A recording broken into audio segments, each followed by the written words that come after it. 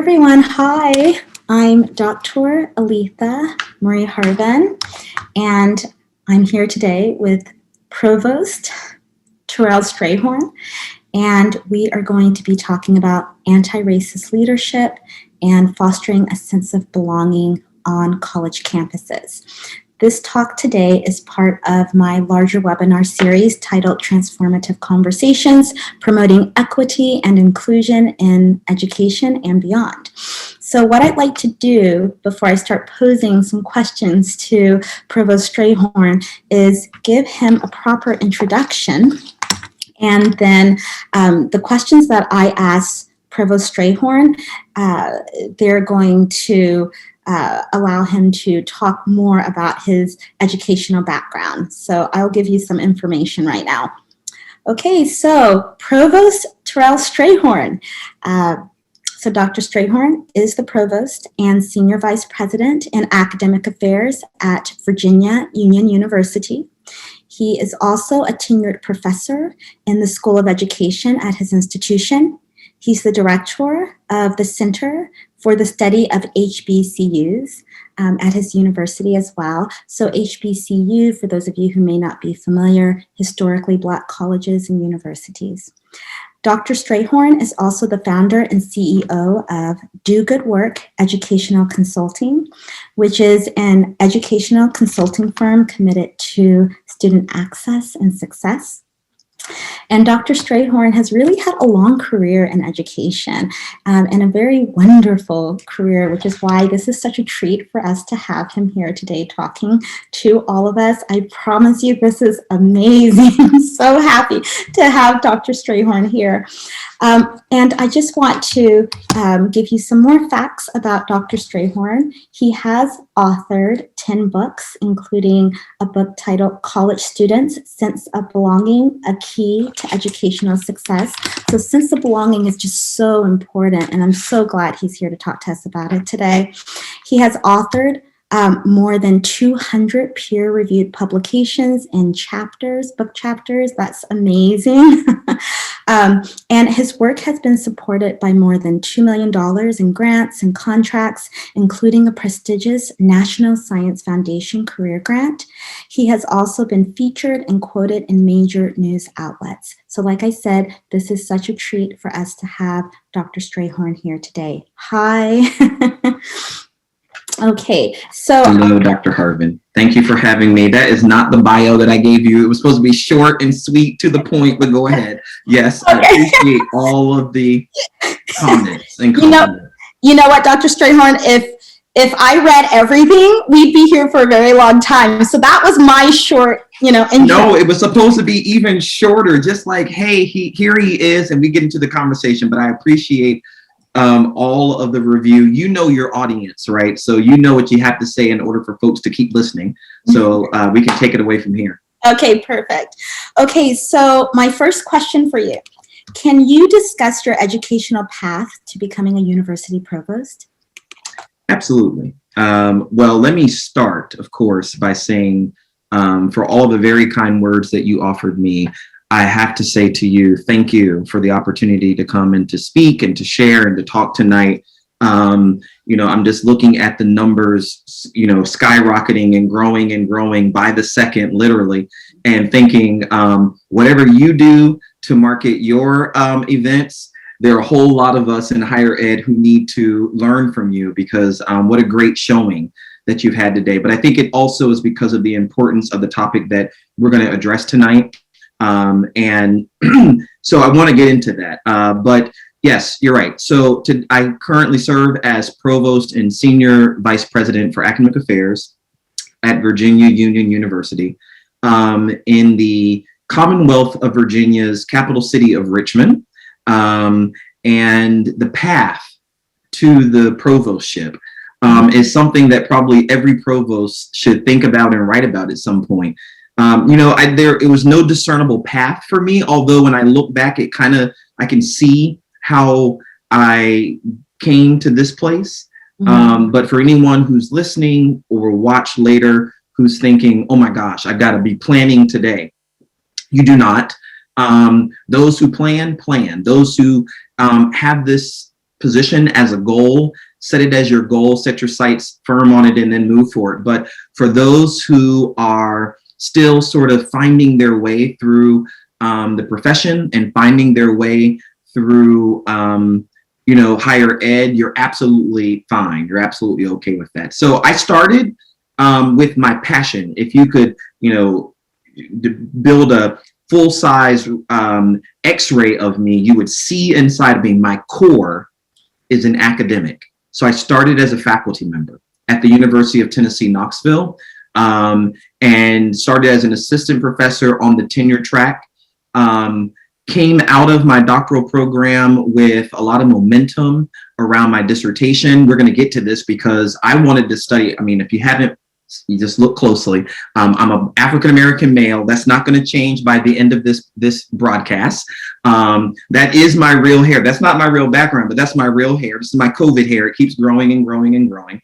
But I started as a doctoral student who had all these questions about race and racism and any inequities and inequalities. And I wasn't even woke enough at that point to know the difference between those two terms, to be quite honest with you. But I had all these intellectual sort of puzzles and questions around how race played out and why certain things happened and how the achievement gap got sustained and endemic in our system. And quite honestly, because of the structure of my doctoral program and the expertise of the wonderful faculty who I got to work with, I didn't get strong encouragement to pursue those questions at the time. So what I did was I focused on the questions that I could answer, and then left my doctoral program with a lot of momentum to sort of keep writing, keep studying, keep doing my work.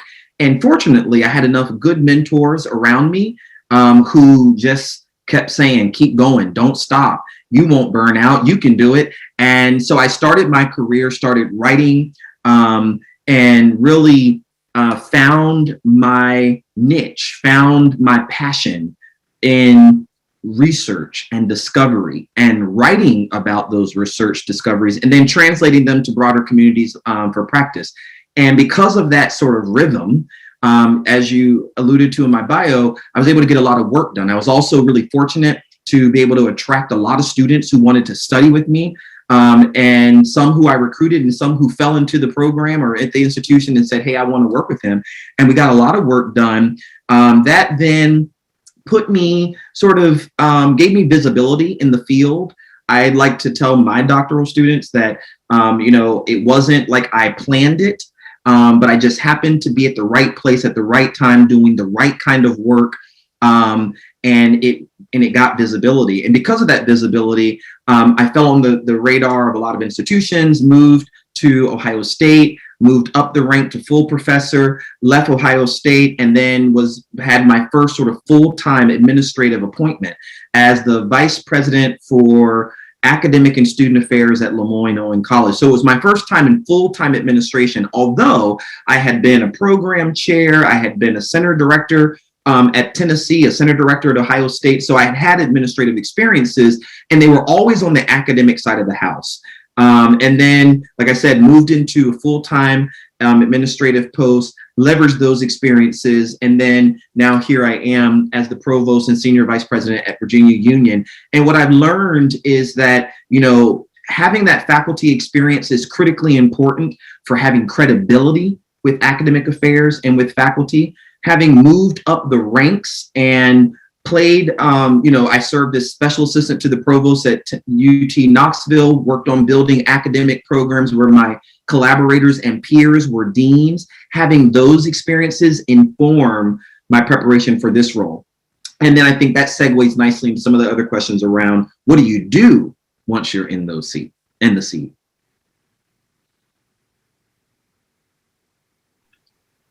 Yes, absolutely. Thank you so much for, walking us, through your educational path. And I can relate to you because it was in grad school where I was asking all these questions, right? That's really where my path began too. So I really appreciate you sharing that with us. And I definitely want to know more about those questions. What were some of those questions? And I know they're related to sense of belonging, right? So in being a provost, can you tell us what the responsibilities of a college provost are and how your research on sense of belonging has informed your work as a provost? Absolutely. So let's start with the work of a provost. And not all institutions have a formal position called provost. Sometimes it's provost, sometimes it's vice president for academic affairs, or a combination of the two. But in this role, you serve as the chief academic officer. And so your purview are, for the most part, all things academic.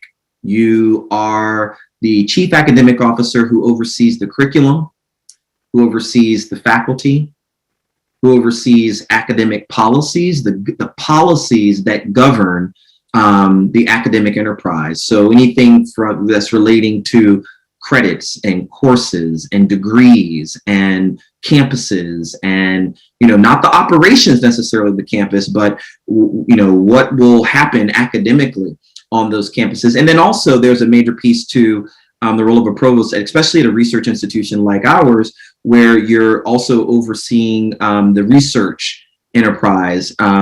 So in this role, the Office of Sponsored Research and Programs reports to me. And so that's the grant making body or the grant seeking body or seeking engine of our institution. We have faculty or research faculty who serve on our faculty. They teach less because they spend more time conducting research. So you oversee all of that. But the other part of the leadership piece, right, is that you provide the vision and have insight and input into how that gets structured and played out, organized in the organization. So you spend a lot of time with academic affairs, your team, but also a lot of time doing high-level strategic work with the executive leadership team. And so I think that for folks who aspire to go on to chief academic officer roles, just remember, unapologetically, it's about academics. So if you are not academic, if you're not academically oriented, you probably won't find the work of a provost very rewarding or fulfilling for you. You will spend your days thinking about building new academic programs. And what are those, enterprising areas or competitive degrees that must be built and erected or stood up at your institution in order to serve your students? Now, I want to close here because I know we got to get to this and some of the other questions. And that is, while you are the chief academic officer as the provost, and your primary, sort of purview is over faculty. And, I supervise deans, right? So I'm talking a lot about academics. We know as faculty that a lot of that teaching happens through faculty, but my day-to-day interactions are not predominantly with faculty. They're with deans who supervise department chairs, who in some cases supervise program coordinators who work with faculty. So, and guess what? Those faculty would be standing in a room doing nothing but talking if it wasn't for our student. So although you're the chief academic officer, we say at our institution, we're student driven, but as a CAO, chief academic officer, you're also student focused and student centered and student driven. And we got to talk about that, because what does it mean to be student driven, but to be committed to faculty? Student driven, but committed to high quality educational experience. There are some tensions there that you have to think through and work through as a CAO. Thank you so much for that explanation. It was very thorough and very helpful. And I know that's going to help a lot of people who are in the audience kind of think about the role of provost and, like you said, chief academic officer a little bit more. Okay, so what is the responsibility of provost or chief academic officers and other academic leaders in creating a sense of belonging among faculty, staff, and students?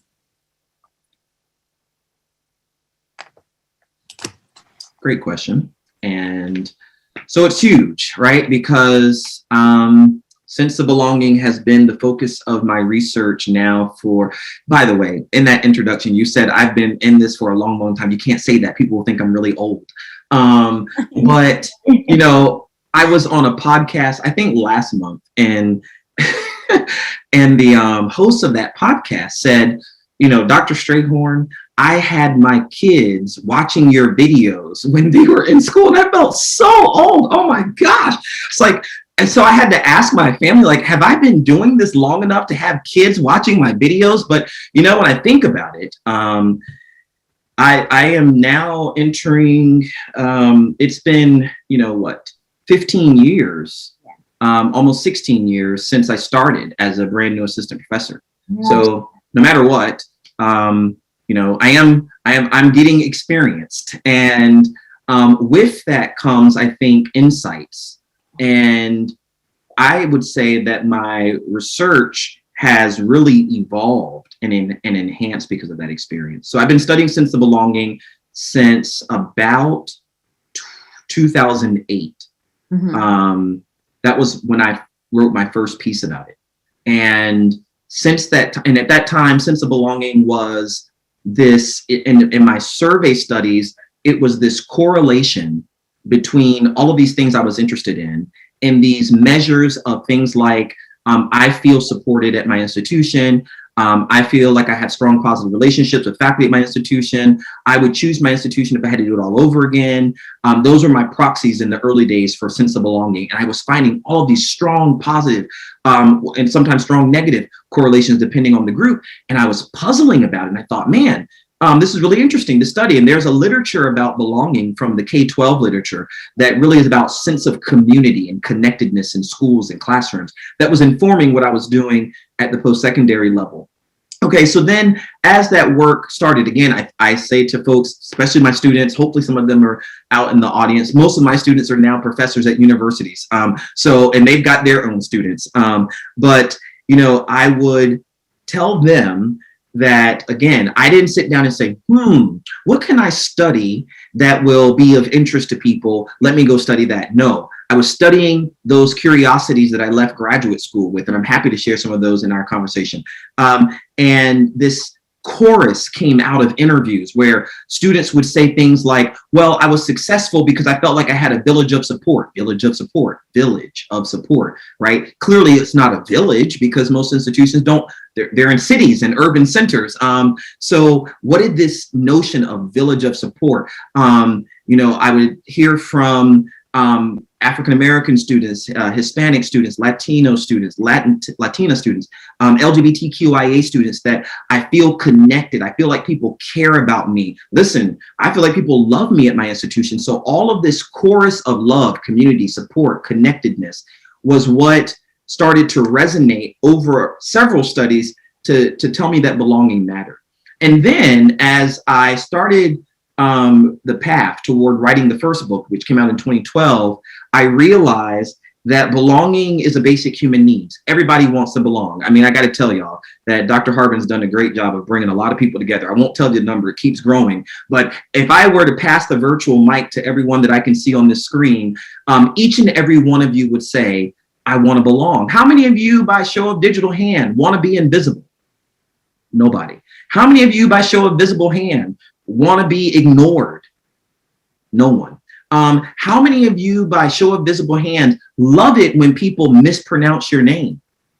No one, right? So most people want to know that they are visible, they are cared about, people see me. It's not just visually, but they see me, and we'll talk about this through policies, through programs, that I show up, that they know me. They know me well enough to anticipate my needs and what I need in order to be successful. So it's a basic human need. It is about a feeling. So I say in my research that belonging has 3 dimensions to it. Cognitive, it's about what we think. It is affective, about how we feel, but it is also behavioral. We do stuff when we belong. Guess what? There are some things we don't do when we don't feel like we belong. And so now to your second half of your question, what is it that leaders do? Provosts, deans, chairs, presidents, principals do to foster belonging. There's a lot of things we have to do. We then create the environment in our institutions that foster that sense of belonging for individuals. We make sure that we are monitoring people's experiences so that we learn before they enter, pre-orientation, right? At the student, the faculty, and the staff level, that we're monitoring and assessing people's experiences, not just their productivity. Productivity is absolutely important. Faculty productivity is important. You'll say that as a CAO. You want faculty who are publishing, who are getting grants, who are teaching well and getting high scores on their evaluations. You want, I want faculty at my institution who other people want. I want faculty serving on federal panels and serving on boards and keynoting conferences and who are seen as experts in their discipline. That's productivity. A lot of that is just productivity measures. But I also want to assess and evaluate their experiences in the institution, and not just at one point in time, but continuous,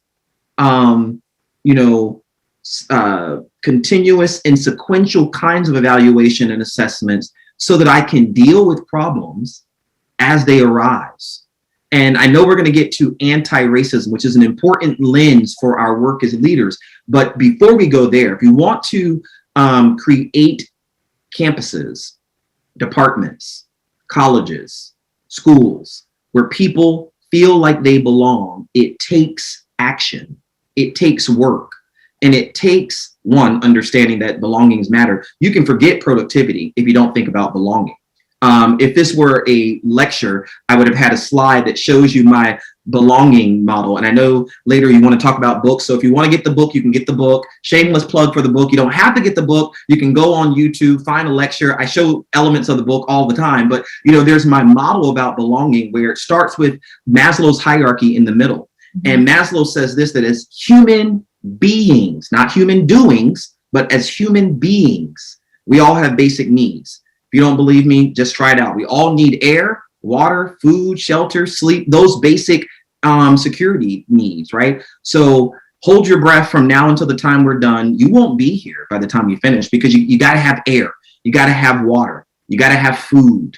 You have to have sleep, right? So you got to rest. The next band shows that beyond that, we all need to feel safe and we all need to feel secure.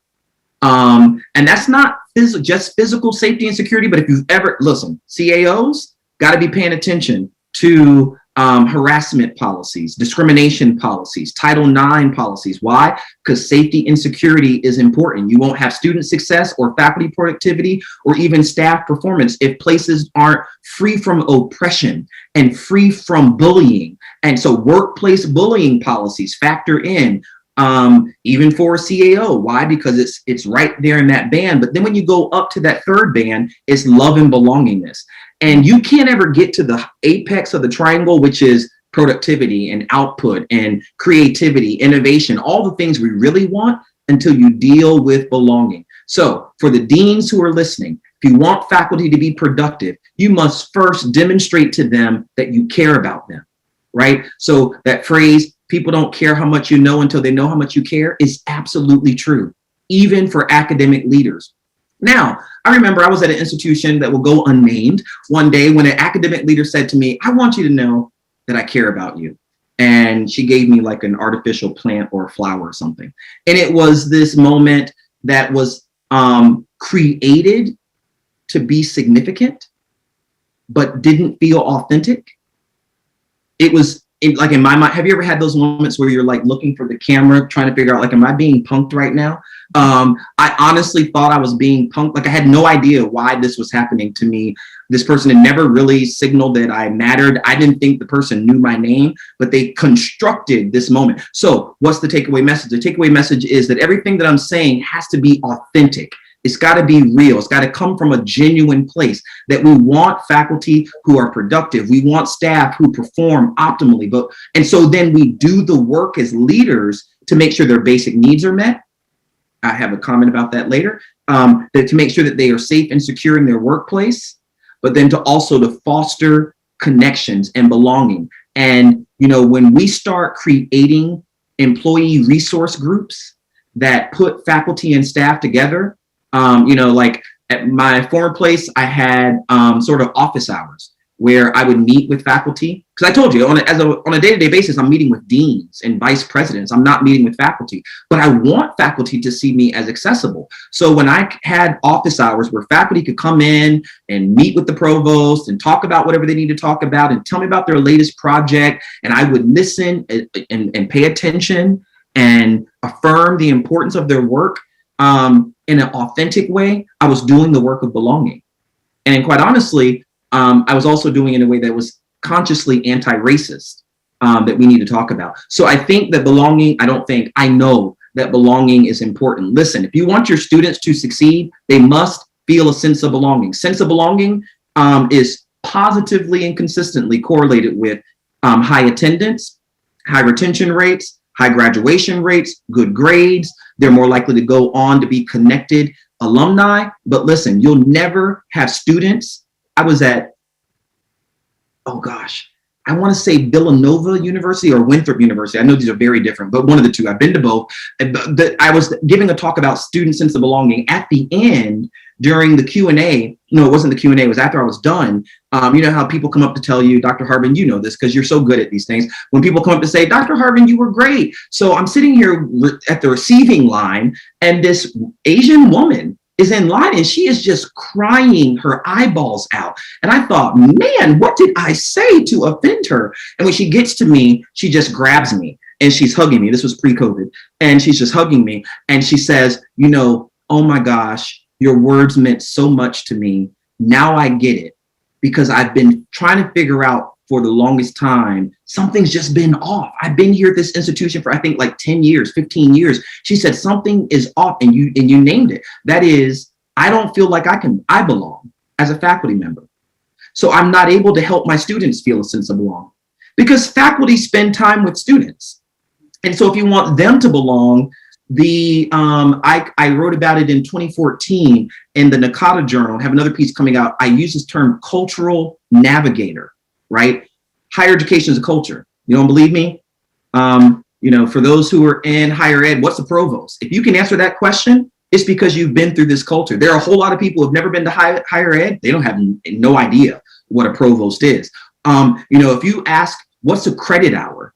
I've met and worked with families who believe credit hour is a time designated at the local bank where they're giving out loans. Because they've never been to higher education, right? But in higher education, we throw these words around like the ERP, the LMS, the learning management system, HBCU. We have our own language. We have our own codes of conduct. We have our own traditions, commencement, orientation, all these things that mean so much to us, but outside the culture, they don't take on that same meaning. So we're a culture. In order to be successful in this new culture, you need cultural navigators, people who can help you move through this environment. So at a Nakata conference, I threw that out as an idea to reimagine the role of academic advisors, but it's been expanded since then. Faculty are cultural navigators. Staff are cultural navigators. Financial aid advisors can be cultural navigators. Listen, librarians and baristas in the coffee shop on campus can be cultural navigators. People who help students move through this environment, help them find that sense of belonging, but they must first feel their sense of belonging to be able to transfer it. What do we do as leaders? We make sure the people, the faculty, the staff, and the students feel that sense of belonging. And here's my last comment. We do the work through our policy development, our program development, our resource deployment to make sure that belonging is possible. Mm-hmm. Thank you so much, Provost Strayhorn. Everything that you said just really resonated with me. I could connect to a lot of what you were saying. And I like, this term you came up with, cultural navigators, right? Because you're right, we are, those of us who work at colleges and universities, we're cultural navigators. I'm a faculty member, so I'm one too. And something that you said, made me think about how when we do think about sense of belonging, a lot of people do focus on students, making sure students feel a sense of belonging on the college campus. and totally forgetting that faculty and staff also need to feel that sense of belonging, because you're right, if you have enough faculty members who don't feel a sense of belonging, they leave and they go to another institution that they feel is going to value them, value their voice, value the work that they do, and value what they're doing in the classroom. And so we do see that happening, where faculty members might leave, and later when they're talking to people about why they left, they say, I didn't feel supported. So I do think you're right. That has to be addressed, that sense of belonging. So to get into anti-racist leadership, because like you said, just even fostering this sense of belonging on campus among staff, faculty, and students, that is part of anti-racist leadership. So let's dig a little bit deeper, Dr. Strayhorn. So when it comes to confronting racism and anti-Black racism specifically, what is the role of our academic leaders? So you mentioned, being able to change policy, so changing policy, modifying policy, program development. What if there are some academic leaders who say my hands are tied, or you'll have faculty who are really pushing on academic leaders to make changes, but they're not seeing those changes happen fast enough. So I guess, so I'm just wondering, in thinking about your role as a provost and thinking about the role of other academic leaders, like how easy is it to change policy? How easy is it to modify policy that's going to be more culturally sensitive and supportive of Black faculty and BIPOC faculty and just, faculty from vulnerable populations in general? Yeah, that's such a great point. And of course, I took notes. So some things I want to make sure that we talk about. But before we go into that, so that we can enter the conversation together, let's talk for a moment about what we mean by anti-racist and anti-Black racism, and then apply it to leadership so that we're all working from a common sort of perspective or lens.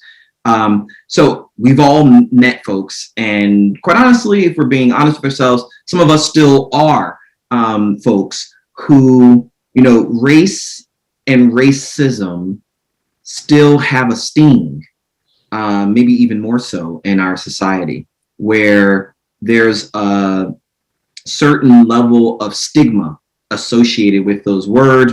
No one wants to be labeled that way. And so I think about it, we are anti-racist is so challenging for us because it's taking a word, race and racism and racist, that we've spent our entire lives running from, and reframes it in a way that makes it what you want to adopt, you want to embrace, you want to be. And so we're so used. The moment you say race, you ain't got to get the whole word out. People just run for their lives because people would say it's like the elephant in the room. Well, my kids were smaller, and I took them to the circus one time. I remember saying this in a talk that we were at the circus, and the elephants came out, and I watched everyone in the circus start standing up and applauding, yay, the elephants are here. And at the end of the show, the little kids would say, mommy, daddy, auntie, uncle, I want to go get on the elephant, take a picture with the elephant. And I realized that metaphor, the elephant in the room, does not work when we talk about race and racism, because I've never met someone say, yay, racism's in the room, yay, we're going to talk about race, yay, I want to take a picture, come on, let's embrace it. No, we run from it. It's much more like a deadly venomous snake that's in the room, that we run from, we are afraid of, that we don't want to not only be labeled, because we don't want to be killed by it. And so we are quick to say things like, I'm not racist. No, I don't see race. Like that's the goal. And that's not the goal, by the way. Or, well, no, I'm not racist. I've got fill in the blank friends. My neighbors are fill in the blank.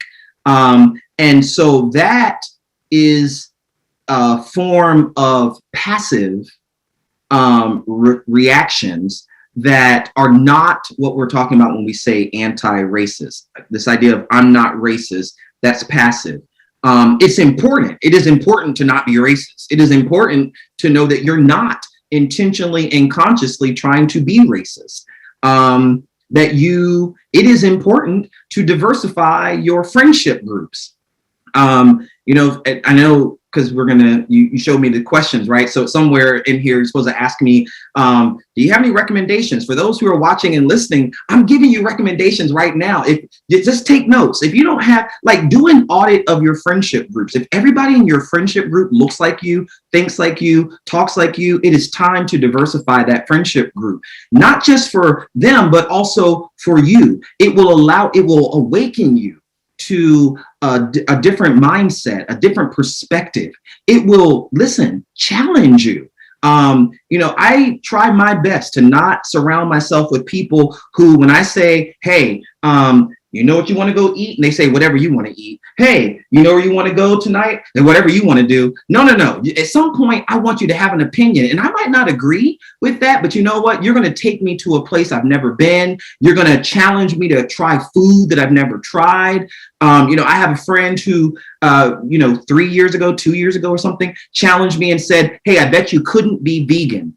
And I decided to take that on. I've been vegan ever since.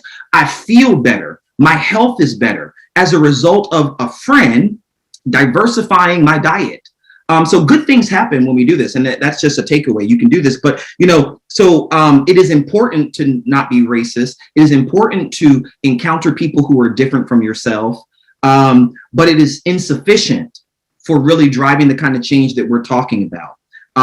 It is important to recognize that race matters. Pause. It is. As provosts, as deans, as chairs, as program directors, as faculty, as VPs, presidents, board members, accrediting bodies, everybody, listen, race matters. And it matters in this country in a way that is significant and structural. Structural simply means you can't see all of the ways in which race gets played out. Listen, not best example. There are lots of examples. This is one example, right? So I love my hair. I'm gonna let it keep growing because I don't know. I look like that picture over there. I like your hair too. I like big hair. Thank you. I'm just into big hair. I'm a little guy with big hair, right? But I realize that there are times when pre-COVID, we walked into meetings and COVID, we just sort of show up on the screen in a meeting, right? But there are meetings that I know I show up on the screen. And when my president says the provost is here, people do double takes. Triple takes, quadruple takes. And it's a whole bunch of stuff that just happened in that one moment because they're trying to reconcile what they perceive my age to be based on how I show up in the world, how I look, the melanin popping, all this stuff, the color of my shirt, the size of my hair, the energy that I bring to the conversation. There are a whole lot of things going on. But then they're also, looking at my hair and they don't know if I am like Black Power in the 60s or if I'm militant. And then I open my mouth and I'm talking about sense of belonging, or I'm opening my mouth and I'm talking about faculty productivity. And I got to tell you, I like that. I like the fact that however I'm now showing up in the world. It's not by design, right? This is just, it suits me. Yeah. Doesn't have to suit everybody, but this suits me. It's my authentic self. That my authentic self creates cognitive dissonance for people. And the beautiful thing about cognitive dissonance from a learning perspective, it is the precondition for learning and development. You cannot learn, you cannot grow, you cannot develop without something disrupting, right? Your current ways of thinking. We are better as a country because something happened to awaken us, to cause collective cognitive dissonance around race and racism. And so I think this is important because when I come into a meeting, I realize that I am that for some people. By the way, for those who are listening, you are that for someone too. That when, and however you show up in the world, it's not just about big hair. It's not just about black. It's just not about male or female. There are lots of ways in which we challenge. So to be anti-racist starts with that awareness that we recognize that race matters. We recognize that race causes exclusion, that we recognize the importance of including people across races. But anti-racism doesn't stop there. It goes from awareness to action or attention. It goes from consciousness to challenge, to creation of things and change. It goes from, I like to say, it's when your understanding leads to undertaking. That you understand how race works. And if you don't right now, it's cool, because you just keep paying attention to Dr. Harven's podcast and other things. You do the work. People always say, well, I'm not ready to be anti-racist. Of course you are. You can do it now. There's never a point in time where you're going to say, oh, now I'm perfectly ready. I've covered all the modules. I've read all the books. I've listened to all the TED Talks, and now I'm ready to do it. No. It doesn't happen that way. It doesn't start that way. But we move from this passive awareness to actually taking action. And the interesting thing about that is when we move from awareness to action, now we're in the lane, the swim lane of being anti-racist. So as a leader, it's when deans and provosts and chairs commit to first seeing and understanding and assessing and interrogating how race is used, and this is important, and misused in educational settings, in our institutions, to isolate, to disadvantage, to dehumanize, to make inadequate, or render inappropriate and unprofessional, unqualified, or to disempower people of color, and especially Black folk, right? Listen, if I told you all the stories, if we passed the virtual mic, it'd be too embarrassing. So whenever I get into these moments, I'm like, oh gosh, I got to always remember, don't say too much, because here's the thing I got to tell you. Every institution is guilty. I've worked at predominantly Black, historically Black. I've worked at predominantly white, historically Black. I've worked with Hispanic serving. I've partnered with tribal colleges. I've spoken at, all of us do this, right? Where things happen, and before you know it, something happens behind a closed door, and Dr. Aletha, is frustrated because she's trying to manage a grant. And this is a hypothetical, by the way. No, she didn't tell me anything about her institution. I'm just making this up as I go, right? So she's managing a grant as a Black woman, and she is working with an administrative assistant who is, for some reason, being very passive aggressive and suggesting that, she must make sure she does it this way. And Dr. Aletha Harven has never seen this administrative assistant react to any other professor that way, who are generally speaking more likely to be male and more likely to be white. But she's having this experience where it's humiliating, it's dehumanizing, it is frustrating, and she's trying to be polite and she's trying to be courteous, and she turns to her department head or to her dean or even to a colleague and says, this happened to me, I'm frustrated because I feel like that was disrespectful. I feel like it was challenging my positionality and my authority. And that person says, oh, Dr. Harven, come on, have a tough skin. Do you think you're being a little too sensitive about this? Do you think she really meant it that way? I don't think she meant it that way. You know why? Because she likes cats, or I don't know, fill in the blank. She does a lot of things that make her, because what we're trying to say is this person's a good person. Well, it's not about being a good person or being good. Anti-racism is about doing good, right? And sense of belonging requires us as leaders to do good not just for ourselves, but for others.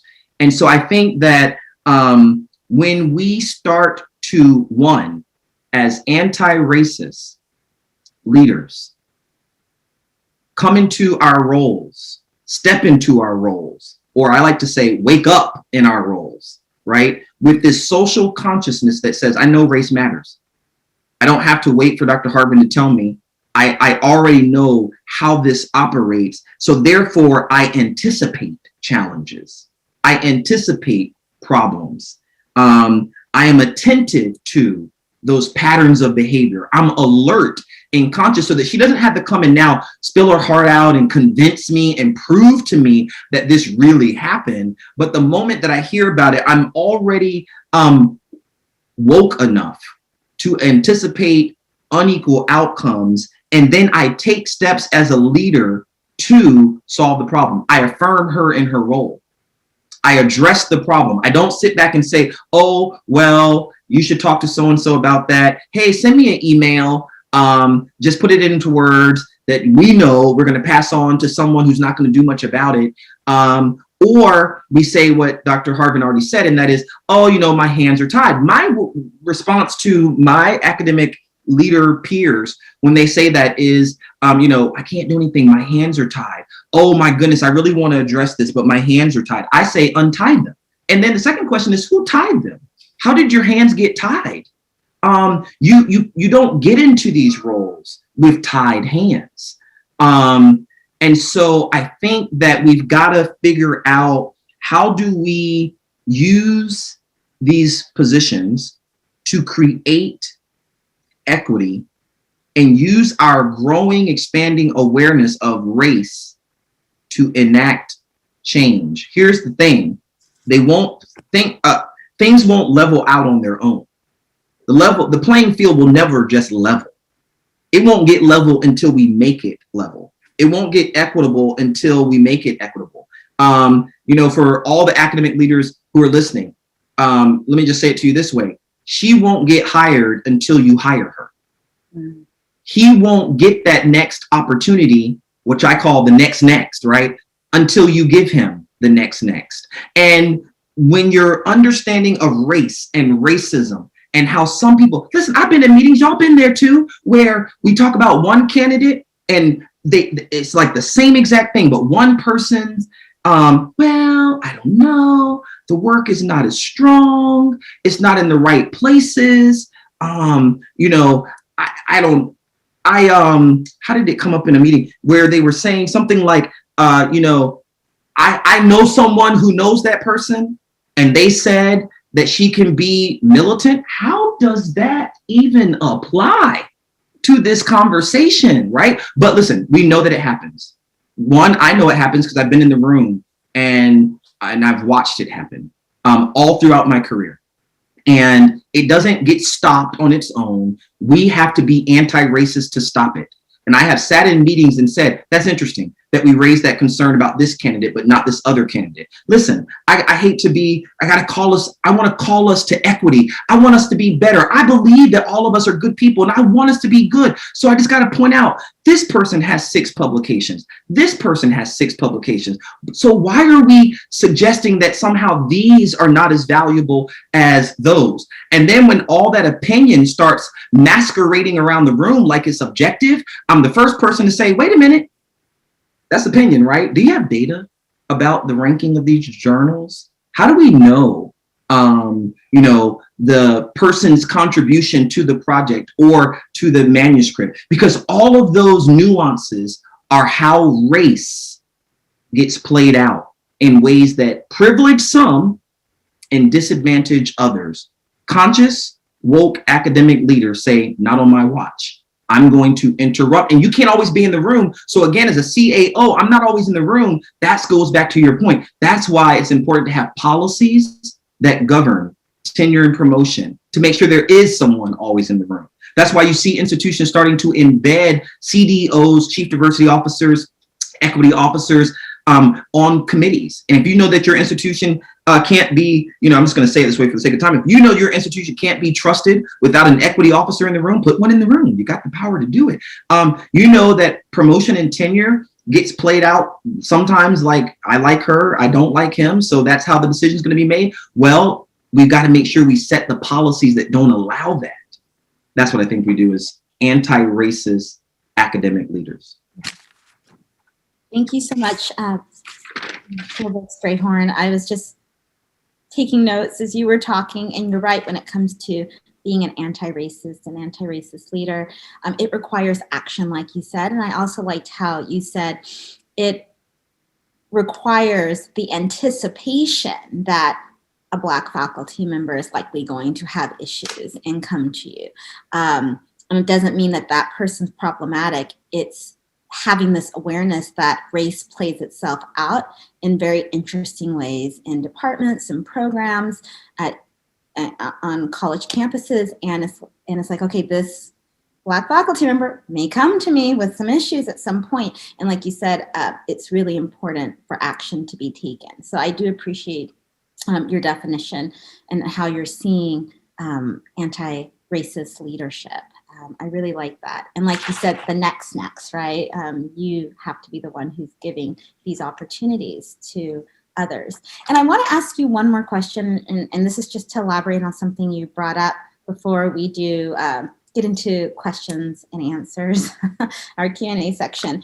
But when it comes to the tenure process, right, there have been a number of Black faculty members who've been speaking out pretty publicly about their experiences, really negative experiences with the tenure process. And so my question is then, what is the role of not only provosts, but other academic leaders in ensuring that the tenure process is culturally sensitive for Black faculty and even other faculty of color and faculty from, various vulnerable populations? So like, what can academic leaders do? There are a number of things that academic leaders can do. Let me highlight just three for the sake of time. Okay. And I'm thinking about expectations, I'm thinking about experience, and I'm thinking about evaluation, 3 E's, right? So one, we know, right, from this conversation, from work that's been done, that and Dr. Harven is exactly right. There are lots of folks who are talking about their tenure promotion experiences being quite demeaning, quite stressful, dehumanizing. The metaphors that a lot of people use to describe them are things like hazing, hate. These are not words that we want, because if the person is successful getting through promotion and tenure, and that's a big if, we're you're not set up to retain the person. And I know lots of faculty, junior faculty, who are my mentees or may somehow connect with me through various professional networks, who are just waiting to get tenure so they can leave. That's all tenure is about, is getting it so I can go somewhere else. As a CAO, as a chief academic officer, that disheartens me. That's the kind of enterprise we're building, because you put so much. I mean, the person puts a lot into it, but institutions invest so much in faculty, especially through the tenure process, that you want faculty to have a good experience, be set up for success, and to be retained and lifelong citizens of the campus community. Otherwise, you're going to lose all of that institutional knowledge, all of that brilliance, especially Black brilliance, and then have to start all the way back over. So the first way that I know it's done, and I've seen it done, and I've done it, is through expectations. It's time out for the guessing game about tenure and promotion. I think all institutions, research 1, research 2, comprehensive, liberal arts, large, small, public, private, Southern, Western, I think that covered them all, right? Ivy League, out of my league, whatever it is. All institutions need to be very transparent about the expectations around tenure and promotion. And that is not watering down the process. That is not diminishing the experience. You can have the highest commitment to quality. I want high quality faculty. I want disciplinary leaders. I want experts. But I don't want faculty guessing. You know why? Because I don't want to guess at my own work. I want to know what's expected of me. When I came into this role, my president was very clear about what his expectations of the deliverables were for me in this role. The goals of the institution are. But if he had said, well, I'm not really sure, just guess at it, go talk to people, ask them what they think, but my reappointment and tenure in this role depended on that guessing game, that is by definition unfair, by definition inequitable. By definition, we know that race has all the opportunity in the world to get played out there. How? Because people who have access to information-rich networks, said differently, people who have access to those who have been there, done that, right? Who, in higher education, there are very few Black faculty, there are very, very few tenured Black faculty, and there are even fewer full professors who are tenured and Black. And so the folks who are going to have that knowledge are going to be disproportionately white. And because of how social networks get formed in this country, it's white faculty who are more likely to know someone, to be embraced by someone, taken under someone's wing, to show them the ropes. And it disadvantages those who are not white. It disadvantages those who are not male. So I think that's one way in which we as chief academic officers can be anti-racist, be conscious, intentional, and help it, is by clarifying the expectations, right? So at both my institutions, I made sure that the faculty, the promotion and tenure committee met with candidates before they went up for tenure. Explain the process, demystify it. Don't tell them what's expected. Talk to them, show them what their portfolio must be. At both institutions, we electrified, no, not electrified. We probably did that too, but we made the portfolio electronic. And people were like, oh my gosh, it's different. So let's embrace that, right? Let's teach them what the expectations are. Be very clear about the deadlines. Be very clear about the expectations. That's first. The second is that when they provide support for a good experience, right? That we have opened up the doors of higher education to such a broad swath of students. We are opening the doors to such a broad swath of faculty. We have faculty who are Black, who are white, who are Asian, who are Native American, who are biracial, multiracial, who are LGBTQIA, who live with disabilities, visible and unknown, who are first generation college students, now become faculty. So by doing that, we have now at the tenure and promotion table, people who are not only at that table for the first time, and maybe don't know people who have been there, done that, but they're first in their family to go to college, first in their family to get a graduate degree, first in their family to get an academic position, first in their family to now sit at the table. How are we going to prepare them for this experience? So what we do as academic leaders, we provide the support. If we know it's administrative support that they need, we provide it. If we know that it's technological support that they need, we provide it. If we know that it's downloads in their course reductions is a way to say that, so that they can focus on preparing their portfolio and getting it ready, we do that. And you say, well, they don't have a grant. Well, it's the anti-racist leader in me that helps me understand that I need to do this. And the way you can make it equitable is, someone asked the question, what's the difference between equity and equality? The easiest way to answer that question is this. It's just the best way to think about it. If I like this, these days I'm wearing Crocs more than anything else because we're all at home, right? And my kids got me into Crocs. All right. So if I gave everybody who's listening and who will watch this recording the same pair of Crocs, that's equality.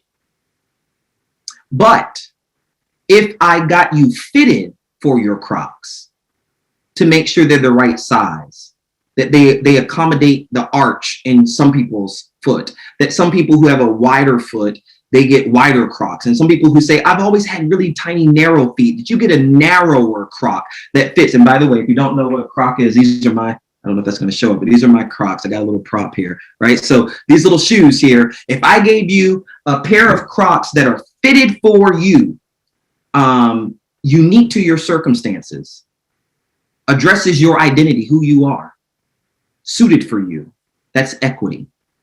And what I believe we're trying to do, I know we're trying to do, because there's so many of our colleagues across the country who are doing this important work, is we're trying to create equitable institutions that are woke, socially conscious, anti-racist, where all people feel a sense of belonging. So we do that for faculty when we clarify expectations, when we make seamless and support their experiences, but also we make the evaluation fair. And this is the part that I know Dr. Harven and I talked about a little bit before, where chief academic officers have to really, especially at the senior most level, have to think in a way that can be different, right, from how you were as a faculty member. My discipline is education. My goal is to go back to that one day. I told them I'm an academic at heart. Someone asked that question. What's an academic at heart? For me, it's that, a faculty member. I'm about teaching. I'm about research and service. That is what drives me, energizes me. I can apply those talents and skills to other things, but at some point I go back to my center. We all do. And so as academics doing that work, as an academic, I was in the College of Education. That's my disciplinary home, right? So I know everything there is to know about NCATE accreditation. I know everything there is to know about CAS, the Council for the Advancement of Standards in Higher Education, AERA, the Association for the Study of Higher Education, all of these groups. I know about APA format. I know about our academic journals. That's my sweet spot. That's my home. That's my center, right? But as a provost at an institution, I must also make sure that my promotion and tenure, our promotion and tenure process or system is equitable and fair for the diversity of disciplines that we have here, which requires me not only to be woke or socially conscious and anti-racist, but transdisciplinary. That is, although I'm an education scholar, I must understand the creative works of my music faculty and my art faculty and my humanities faculty. I've got to go to, I think it's important, maybe not all do, but prior to COVID, I made, and even now virtually, I try my best to show up for my faculty, to show up at their installations, to go to their recitals. Why? One, because I think it's important for them to know that their provost sees them. It affirms the importance of their work, but it's also enriching for me to see it, because by seeing it, I'm now thinking about what are the metrics for evaluation? What are the processes that must be revised or modified in order for this to be fair for them? A lot of their work, I've got humanists and theologians on my faculty whose disciplinary training suggests that it's the book that is your contribution to knowledge, the book. But I've got social scientists who prioritize and privilege the peer refereed or the peer reviewed journal article. How do we evaluate? How do we calibrate and make these, how can we accommodate both kinds of scholars in a single tenure and promotion system?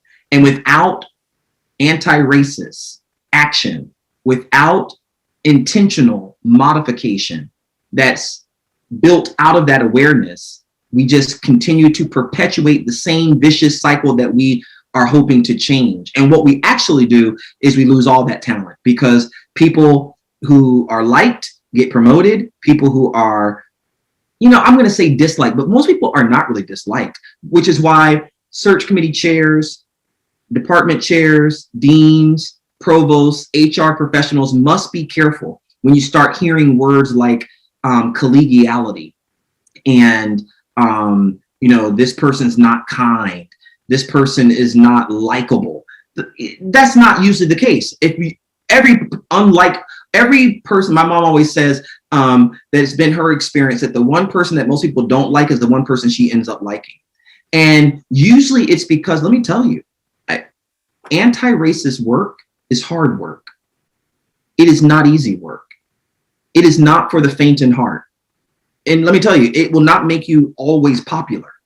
Dr. Harven and I talked about this in the meeting before the meeting. And that is, I know that sometimes I make decisions as a CAO that are student-centered, student-driven. They are for my students. And just to keep the math clean, half of my faculty, I anticipate, will be in support. And there are half of my faculty who I know will resist.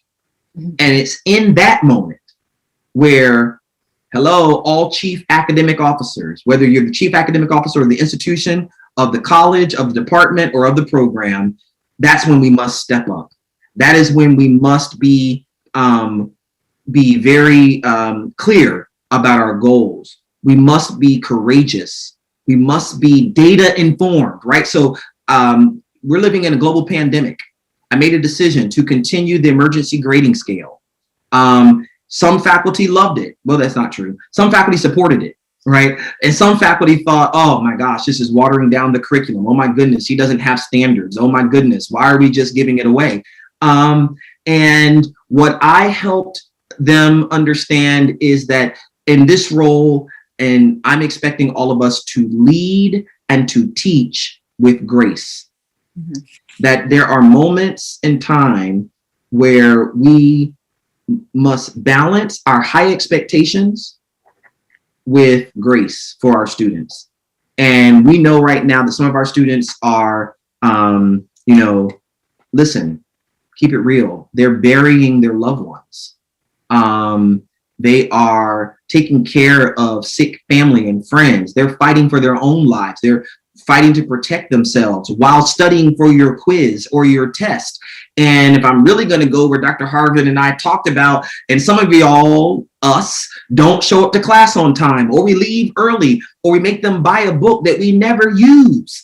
And since I know this as a faculty member turned provost, I have to use that understanding, listen, for undertaking. And that means that understanding goes to undertaking. And I then lead us through this exercise of extending grace, not only to our students, but it's dynamic, it's reciprocal. We're extending grace to us. I don't go off that you have them ordering a book that you don't use, or that you show up for class late, or that you let them go early. Why? Because if I'm going to extend grace to them, I must extend it to you. I expect it in return. I think all of this is what we do when we are anti-racist leaders who are about sense of belonging, who are about faculty productivity, staff performance, but also student success. And I think that by clarifying expectations, making the experience seamless, and then making the evaluation processes equitable, we create a new world where all faculty could actually be promoted or tenured.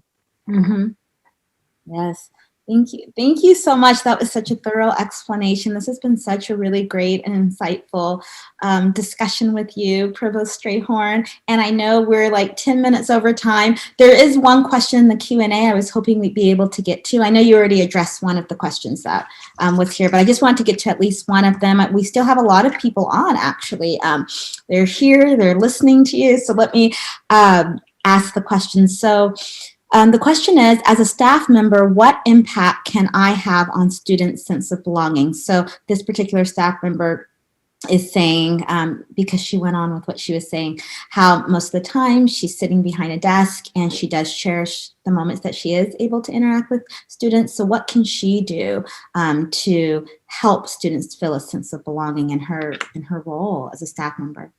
That's such a great question. So let me answer that then quickly with two thoughts or two entry points to it. So let me speak to the staff member, and then because I know that Dr. Harven really wanted to also get messages out to leaders, let me talk then about what leaders can do, because it's embedded in the question, right? So there are really simple things that can be done to really foster belonging for students, and especially for students who right now we're all learning virtually. Listen, folks, if we wear our mask, we wash our hands, we stay 6 feet apart, get our vaccinations, outside will open up and we will get back in person pretty soon.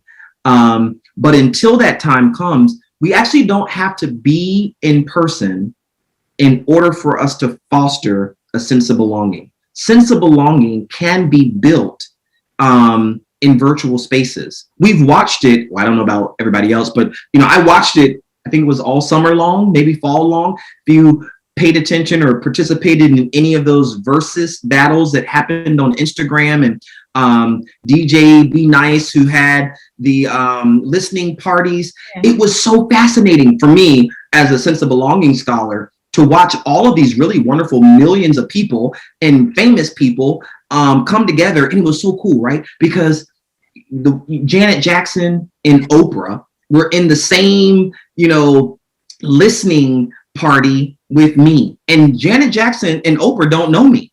And I would love to know them, but I probably won't get to know them personally anytime soon. But it didn't matter because here was this space where Black and white, educated and not yet educated, high school, college, white collar, blue collar, urban and suburban could come together, listen to music, and have a good time. And we weren't even dancing. I mean, maybe we were in our own rooms or in our own homes and things, but we were writing it, right? And we could write about what we remembered. Well, that is the lens that I think really helps us get to this question that one, we just got to mimic. My president always talks about the mimetic. We've got to mimic or mime what we watch in these virtual spaces. First of all, let me give you a couple of clues. You want to foster belonging with the student and you're a staff member, get to know your students, know their names. It's okay.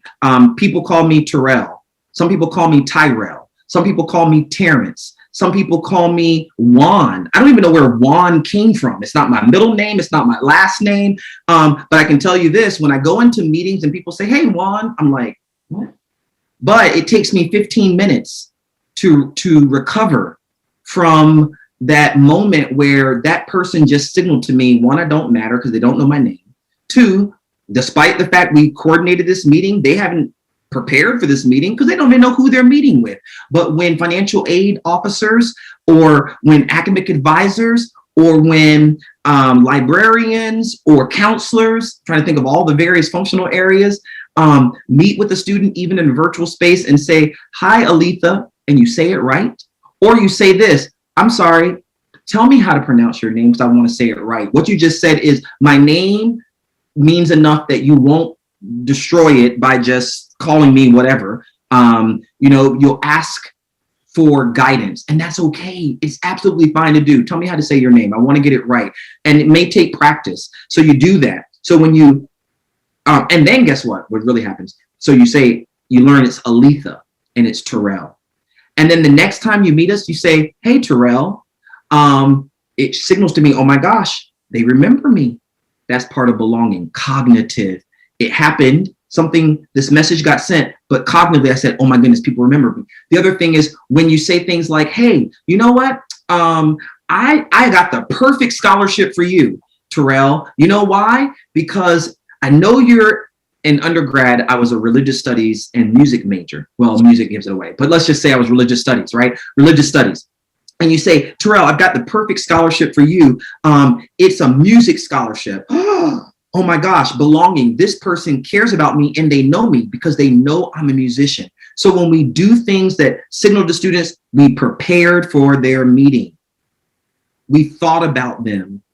We anticipated their needs. Here's the information about the scholarship. I already knew you were going to ask about this, so I prepared for it. Hey, I've got some scenarios I want to talk you through. It's the faculty member who says, listen, we're in office hours. One, you can do this. I know you can get an A on this next test. And I've already pulled together some resources to help you get there.